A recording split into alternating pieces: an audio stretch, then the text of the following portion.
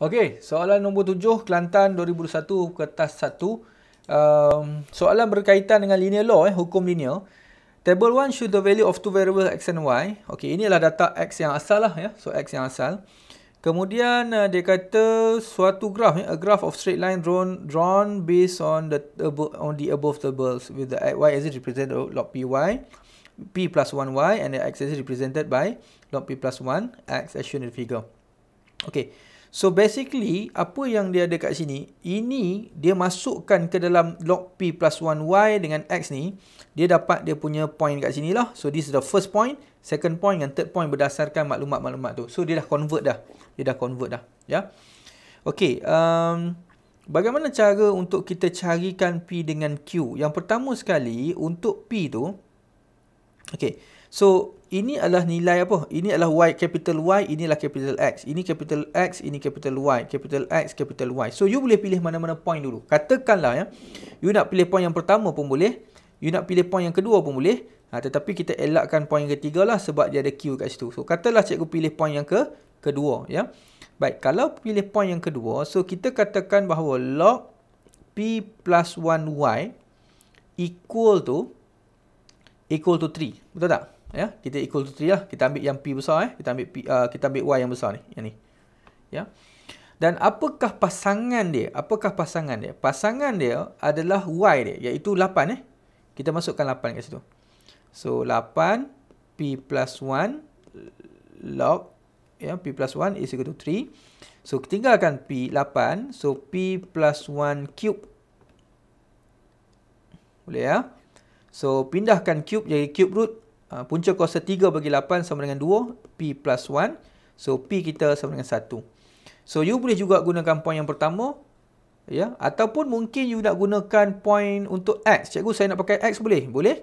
Katakanlah you pakai point X. X is equal to, kita ambil yang ini, 2. So X ni dia gunakan apa? X untuk point yang kedua adalah gunakan 4 tadi ya. Dia gunakan 4. So gunakan log P plus 1, 4 is equal to 2.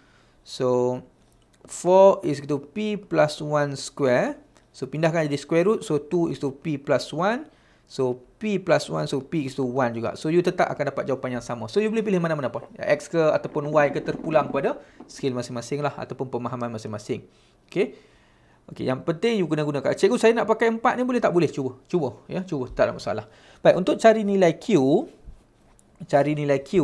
Q kita berada pada capital Y. So, katakanlah cikgu letakkan capital Y lah. Log P plus 1Y equal to Q. Y kita ada tak? Untuk point ni ada. Y kita adalah 32. Cikgu masukkan 32. P kita dah ada tadi kan? P iaitu sama dengan 1. 1 tambah 1 sama dengan 2. Sama dengan Q. Maka kita boleh selesaikanlah Q. Nak pakai kalkulator pun boleh. Ataupun kita convert gunakan index dulu. Turunkan ke depan. So, 5 log 22 sama dengan 1. So, jawapan kita P sama dengan 1. Q sama dengan 5 begitu. Ya. Boleh ya. So, ada pelbagai idea yang you boleh gunakan. Mungkin boleh kaitkan dengan kecurunan dan sebagainya. So, cikgu ingat ini tak perlu kaitkan dengan kecurunan. Baik, ungkapkan Y dengan X dalam bentuk index. So, Y in terms of X in the form of index. So, untuk part bahagian B, okay, first kali you kena ada Y in terms of X lah. You ada Y, so MX plus C. Y you akan diwakili oleh log P plus 1, iaitu base dia adalah 2 lah. 2Y terus. Kecurunan, okay, carikan kecurunan sekejap. Kecurunan kita 3 tolak 2 sama dengan 3 tolak 2 bahagi 2 tolak 1 lah. So, sama dengan 1 per 1, 1 lah. So, you akan dapat log 2X plus C. Boleh ya? C macam mana? So, kita gantikan salah satu titik. Katalah cikgu masukkan point 1, 2. 2 sama dengan log 2X.